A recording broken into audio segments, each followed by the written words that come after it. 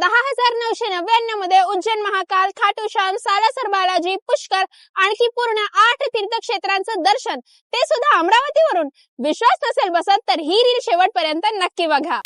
Jai Ambe tours and travels घेऊन आले आहे 8 तीर्थक्षेत्र.